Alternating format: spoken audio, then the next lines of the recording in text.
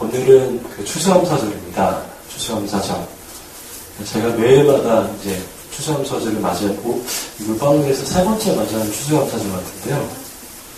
매해마다 추수감사절을 이렇게 맞으면서 오늘 제가 말씀을 묵상하고 준비하다가 이런 마음이 들었습니다. 하나님 그런 마음 주신 것 같더라고요. 그러니까 내가 할 수 있는 감사보다 하나님이 원하시는 감사가 훨씬 더 이 수준이 높다라는 생각을 좀 많이 했습니다. 그러니까 우리가 보통 감사를 하잖아요. 근데 하나님께서는 그것에 이렇게 만족하지 않으시는 좀 다소 욕심쟁이 같으신 그런 마음이 들었습니다. 그러니까 하나님이 원하시는 감사는 조금 더 그 감사의 범위가 넓고 깊고 수준이 좀 더 이게 있는 것 같아요. 그래서 늘 하나님 앞에 서면 제 감사가 늘 이렇게 작게 보여지는, 나는 왜 감사하지 못할까? 이런 질문을 사실 제가 저한테 하면서 오늘 말씀을 좀 다시 한번 묵상하게 됐습니다. 이 말씀은 사실은 작년 추수감사절 말씀의 동일한 본문을 묵상했던 말씀이거든요. 물론 이 말씀은 좀 다르지만 이 말씀을 묵상하고 준비하면서 저에게 주신 은혜를 짧게 하나님의 말씀을 좀 나누도록 하겠습니다. 제가 방금 전에 말씀드린 것처럼 나는 왜 하나님 앞에 이렇게 하나님이 원하시는 수준까지 감사하지 못할까라는 그런 질문을 가지면서 말씀을 묵상하다가 원인이 두 가지가 아닌가라는 생각을 하게 됐습니다. 그건 뭐냐면 하나는 제가 따분함을 잘 느낀다라는 겁니다. 따분함. 또 하나는 뭐냐면 불안감 역시 잘 느낀다는 거죠. 그러니까 제가 하나님께 감사하지 못하는 결정적인 이유가 무엇인가? 우리가 하나님 앞에 하나님이 원하시는 그 수준의 감사까지 이르지 못하는 결정적인 원인이 무엇일까? 말씀 묵상하다가 두 가지. 하나는 따분함, 또 하나는 불안감이라는 생각을 했습니다. 여러분, 그 남편이 부인에게, 또 부인이 남편에게 따분함을 느끼잖아요. 그러면 그 부인에게, 그 남편에게 감사를 할 수 없습니다. 지금은 이제 돌아가신 분인데, 예전에 제가 그 오카는 목사님 설교를 듣다가 그분이 그런 예화를 하셨던 게 기억이 나요. 그분이 있는 교회가 사나이교회가 강남이잖아요. 강남에서 한 몇십 년 목회를 하다 보니까 이상한 거를 발견하시더라는 거예요. 뭐냐면, 이 교우 중에, 이게 뭐 절대적인 건 아닌 것 같지만 그분이 보시기에 맞다는 거예요. 경험적으로. 이상하게 그 얼굴이 예쁜 여자분 있잖아요. 교우분들 중에. 그리고 학벌이 좀 그래도 괜찮은 여자분들 있잖아요. 미모와 학벌이 좋은 여자분들을 보면 또 그분들을 실제로 이렇게 상담하고 만나다 보면 그렇게 행복하지 않다라는 겁니다. 조화 좀 얼굴 정식으로 처음 봤는데 굉장하군요. 네. 저 어디까지 했죠? 네. 행복하지 않다는 겁니다. 그러니까 이렇게 얼굴이 예쁘고 학벌이 있는 여자분들이 그렇게 행복해 보이지 않더라는 거예요. 근데 이상한 건 조금 얼굴이 이렇게 뭐라 할까요? 좀 내가 보기에도 그냥 보통이거나 내가 보기에도 조금 부담스러운 얼굴을 가지고 있는 여자분들이나 학벌이 뭐 그렇게 좋지 않은 평범하거나 조금 이렇게 이 가방끈이 좀 짧은 분들 있잖아요. 이상하게 그런 분들은 공통적으로 굉장히 행복하게 신앙생활을 하고 행복하게 이 삶을 살아가더라는 거예요. 그래서 왜 그럴까? 이 오카노 목사님이 이렇게 놓고 생각해 보니까 하나님이 이런 마음을 주시더라는 거예요. 이 미모와 학벌이 뛰어난 분들은 상대적으로 기준이 높다라는 거예요. 그래서 자기의 미모와 학벌이, 그러니까 처음에는 좋아서 이렇게 결혼했는데 남자랑, 여러분 그 결혼하고서 좀 지나면 사실은 그냥 이렇게 평범해지는 게 좀 있잖아요. 없나요? 그러니까 제 얘기는 뭐 씹어진다는 게 아니고 그냥 사실은 뭐 이렇게 어마어마하진 않잖아요. 안 그래요? 아니 그냥 이렇게 좀 추습이 안 되는군요. 무슨 얘기냐면 자기의 미모와 학벌에 비해서 남편이 이렇게 막상 살아보니까 작아 보이더라는 거예요. 막상 이렇게 막 이렇게 해주는 거, 돈을 벌어오는 거, 뭐 이렇게 같이 살다 보면 단점도 보이잖아요. 안 보이세요? 그런 걸 느끼다 보니까 이게 마음에 불만이 들더라는 거예요. 그리고 딱 이새가 짠 하고 태어났어요. 근데 얘를 딱 봤는데 너무 예쁘고 그런데 자기 미모에 비해서는 아기가 이렇게 안 예쁘다는 거예요. 그러다 보니까 그다지 이 뭐라 할까요? 마음에 흡족함이 없는 거죠. 근데 조금 다소 이렇게 얼굴이 내가 보기에도 내 얼굴이 좀 부담 있는 분들은 이상하게 남편이 고마운 거죠. 이렇게 봐도 나 같은 사람을 만나서 결혼해주고 또 뭐 그런 류의 이 자식이 태어났는데 너무 예쁜 거죠. 내 얼굴에 비해서. 저는 사실 그렇거든요. 지금이가 제 얼굴에 비해서 너무 예쁜 거죠. 제 눈에는. 그래서 저는 너무 그게 감사한 거예요. 진짜 고맙다. 여러분, 이 마음 있잖아요. 나 같은 사람을 만나서 시집 와준 내 아내. 그리고 나 같은 사람에서 태어났는데 굉장히 상상 초월할 정도로 이쁜 우리 애기. 여러분, 그 마음 있잖아요. 그 마음으로 사니까는 이게 행복하게 살더라는 거예요. 여러분, 하나님께서 원하시는 마음이 무슨 마음이냐면 바로 그런 마음. 그러니까 늘 하나님 앞에 이게 낮은 거예요, 마음이. 하나님 앞에. 높이 서 있는 게 아니라 낮았을 때 그 낮은 마음 가운데 일어나는 게 무엇이냐면 감사하는 마음이고 그것에서 진짜 인정하고 고마워하는 마음이 사실은 생긴다는 것입니다. 마찬가지예요. 우리가 어떤 누구를 봤을 때 혹은 교회에 대해서도 혹은 더 나아가서 하나님에 대해서도 우리가 만약에 좀 이렇게 좀 높은 마음이 있잖아요. 그러면 하나님께 감사할 수가 없습니다. 교회에 대해서도 감사할 수가 없어요. 내가 지금 예배하는 이것에 대해서도 그런 높은 마음이 있을 때는 전혀 감사하기가 정말 불가능해요. 거의 불가능합니다. 왜냐하면 그것이 그렇게 따분하게 느껴지기 때문이에요. 내 옆에 있는 남편, 부인, 교회, 내가 살아가는 이런 삶, 직장 이런 것들이 따분해지는 순간 하나님 앞에 막 높아져 버리거든요. 그러면 감사하면 불가능해져요. 먼저 우리 삶 가운데 따분함을 느낀다라는 것은 무엇이냐면 우리 삶 가운데 뭐가 변화가 되어야 한다라는 사실은 사인이에요. 또 우리가 하나님 앞에 이렇게 정말 감사하지 못하는 마음은 높은 마음, 따분한 마음과 함께 더불어 뭐냐면 불안감입니다. 우리가 불안감이 가지잖아요. 불안감을 느끼게 되면 그 불안감 때문에 하나님께 이게 감사가 어려워요. 불안감이라는 건 뭐냐면 제가 좀 더 생각해 봤더니 문제를 이렇게 만났을 때 생기는 감정입니다. 그러니까 아무 일 없을 때는 불안감이 안 느껴져요. 근데 문제가 왔어요, 내 삶에. 예를 들면 아이를 낳았어요. 이제 그 아이를 키워야 되잖아요. 문제잖아요. 그러면 전혀 없던 불안감이 다가옵니다. 그러니까 어떤 문제가 다가오면 내게서 일어나는 촉발되는 첫 번째 감정이 불안감이에요. 근데 그 문제로 인해서 염려하기 시작하잖아요. 그럼 감사가 보이지 않아요. 감사로부터 눈이 멀어집니다. 우리가 생각할 것은 무엇이냐면 성경에서 믿음을 가진 사람들의 공통적인 특징은 무엇이냐면 한번 따라해 보시겠습니까? 문제는 문제가 아니고 새로운 열쇠입니다. 이것이 굉장히 흔하게 우리가 알고 있는 거지만 여러분 이것이 다시금 우리 마음속에 이렇게 새롭게 대한 하나님의 교훈입니다. 문제는 문제가 아니에요.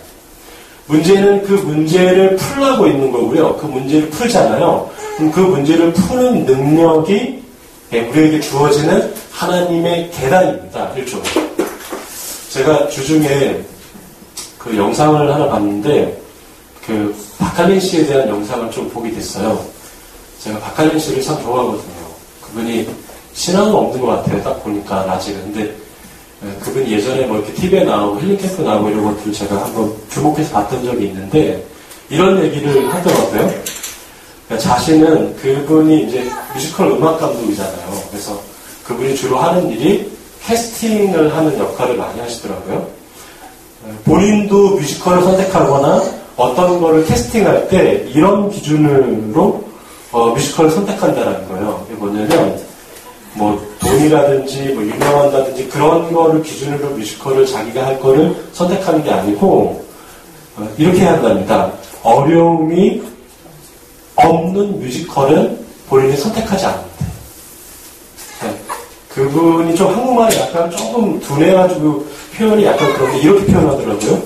나를 성장하게 하지 못하는, 즉 문제가 없는 뮤지컬은 자기는 선택은 안 한다라는 거죠. 그냥 내 능력으로 그냥 뻔히 할 수 있는 거면 자기는 그거를 선택하지 않는다는 거죠. 그러니까 내가 능력이 100이면 한 좀 더 높은 단계에 있는 어떠한 것, 그러니까 나에게 문제를 줄 수 있는 것, 나에게 긴장을 주고 텐션을 줄 수 있는 그 어떤 뮤지컬을 선택한다라는 거예요.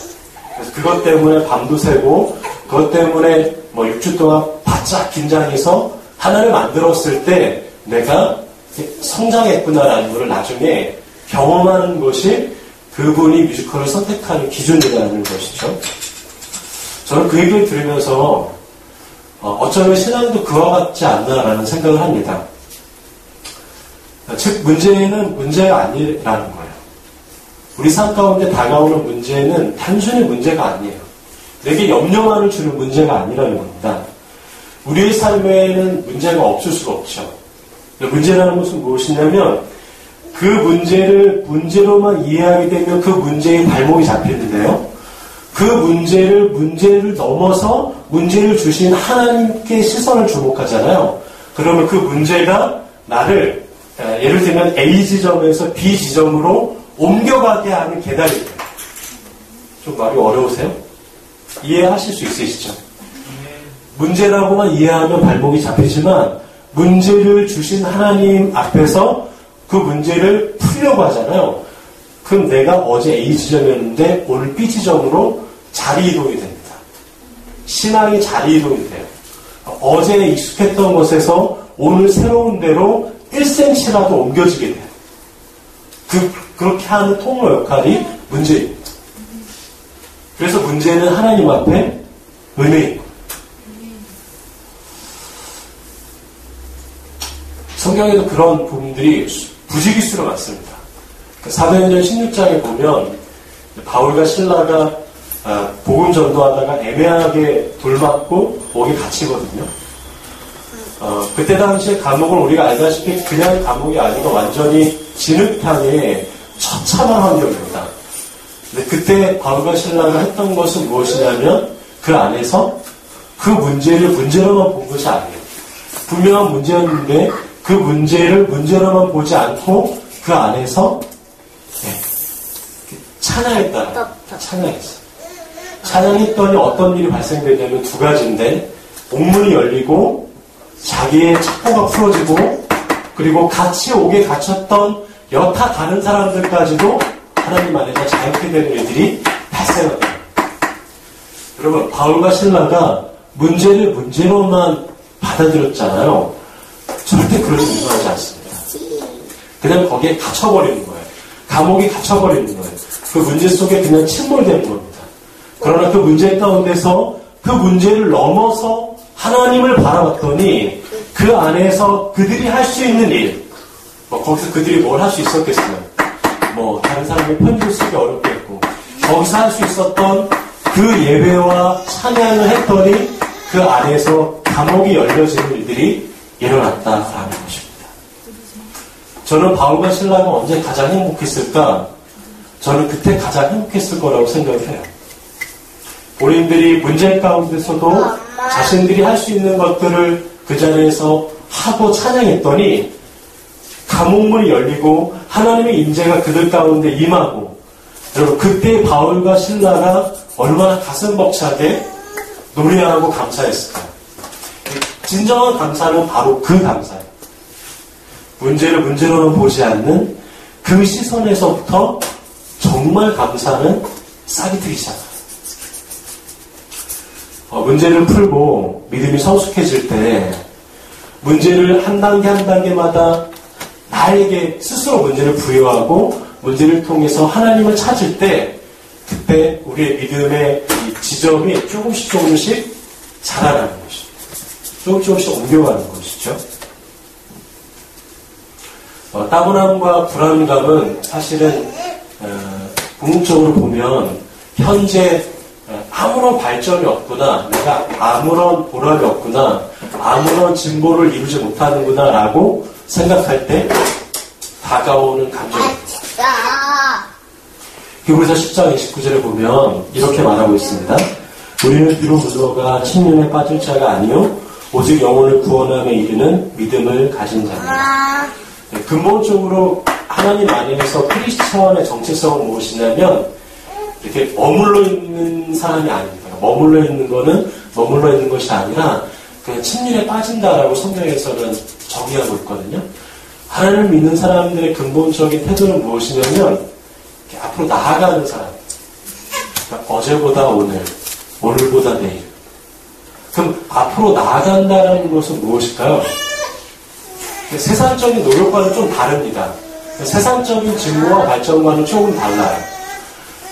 보다 더 중요한 건 무엇이냐면 어제의 모습과 오늘이 좀 다르다는 거예요. 무엇이 달라도 좀 달라야 됩니다. 어제 내가 하나님을 믿었던 모습과 오늘 내가 하나님을 믿는 모습과는 달라도 무엇인가 좀 달라야 돼요. 그것을 주님께서 바라보시는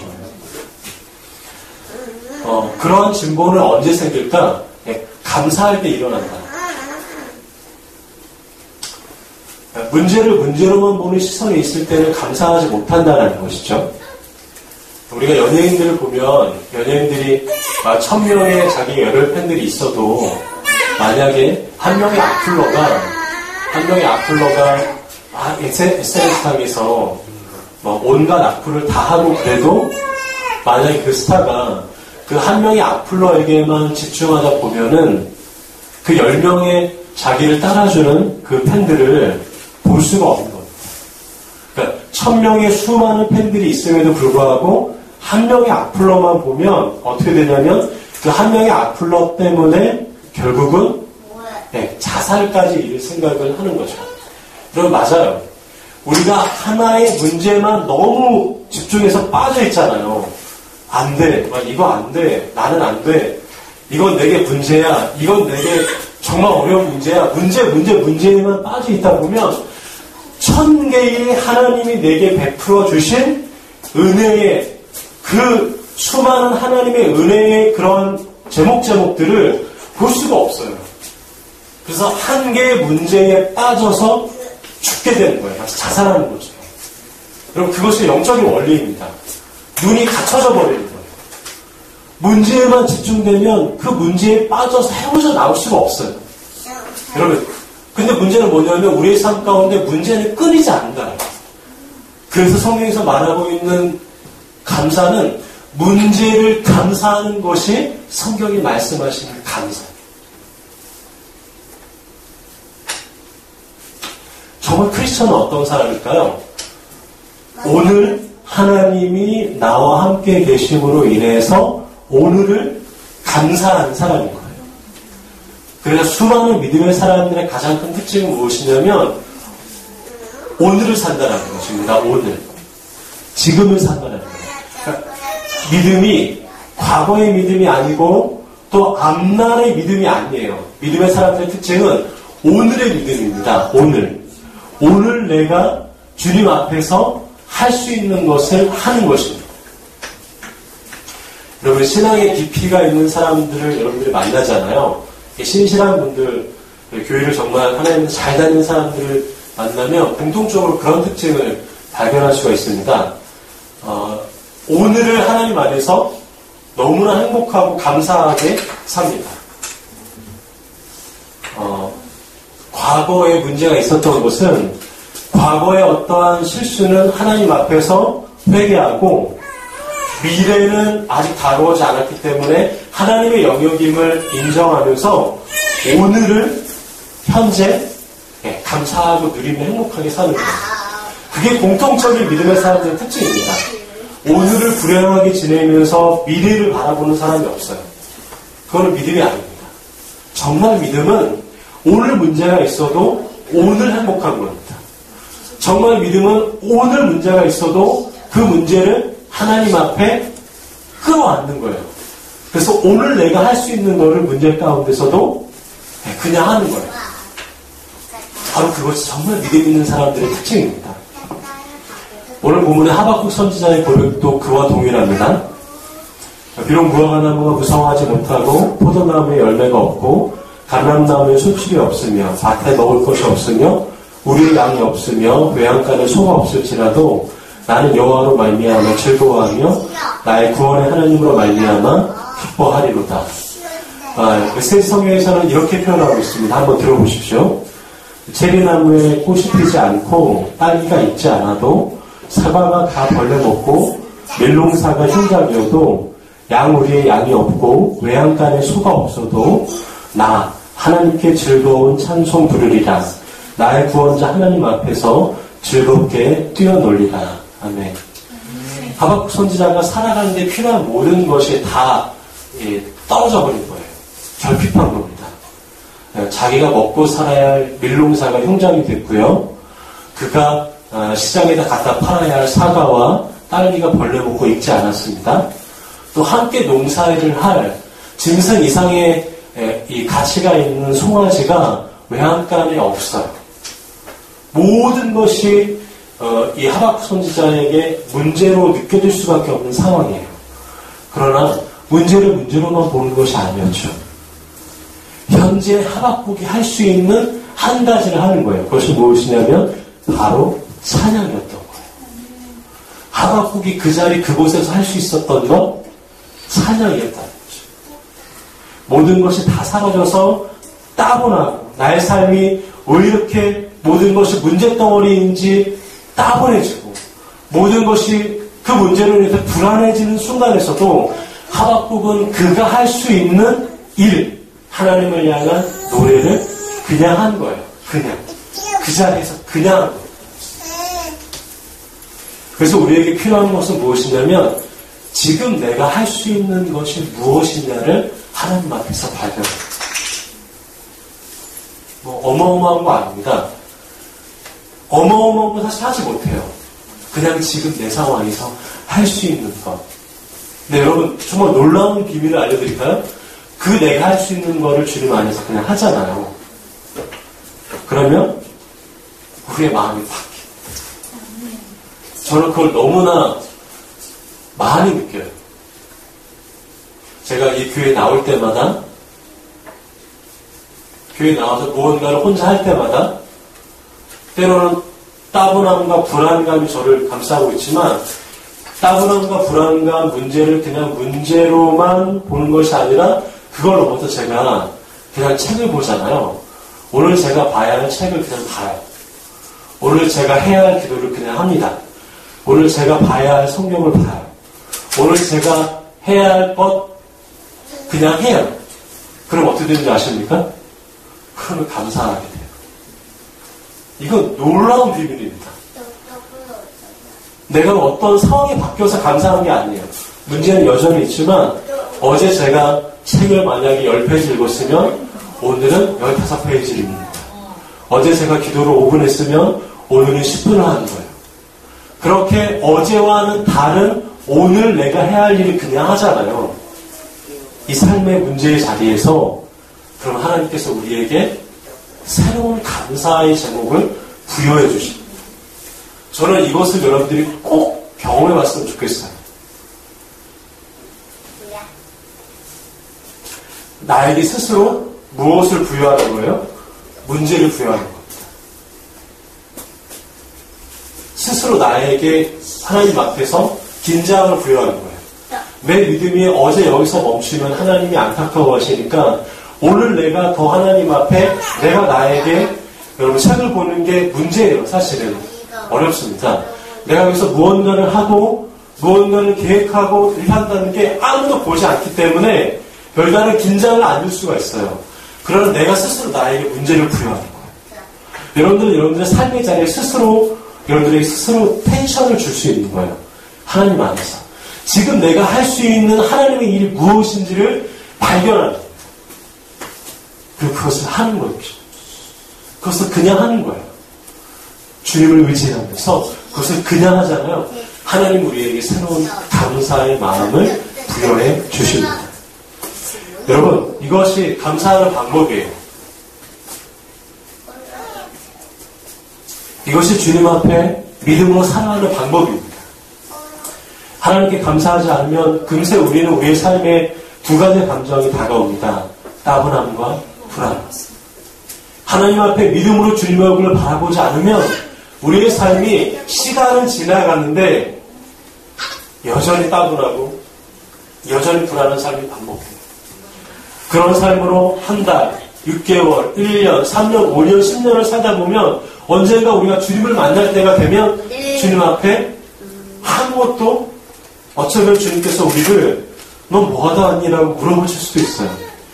하나님 앞에 우리가 우리의 믿음의 삶을 경주한다는 것은 무엇일까요? 그것은 어떻게 보면 하나님 앞에 문제를 문제로만 보는 게 아니에요. 오히려 문제를 감사하고 스스로 문제를 일으켜서 그 문제를 나에게 부여하는 거예요. 그 문제를 나에게 더 긴장감을 내게 주어서 하나님 앞에 날마다 더 주님을 닮아가는 일에 나를 드리는 일에 쓰는 것이 바로 감사하는 방법이라고 오늘 말씀을 묵상하면서 우리가 생각할 수 있는 것입니다. 그래서 감사하는 늘 어떻게 하는 거예요? 지금 단계에서 내가 할 수 있는 것들을 하는 것입니다. 그럼 어떻게 되는지 아세요? 감사는 지금에서 다음 단계로 여러분들을 자리 이동시킬 것입니다. 어제에서 오늘 새롭게 감사를 일으키실 겁니다. 갑갑하고 답답할 때 혹은 앞날이 두려울 때가 있을 수 있어요. 있습니다. 너무나 자연스러운 현상이에요. 그러나 그때 내가 할 수 있는 일은 무엇이냐면 문제를 문제로만 보는 것이 아니에요.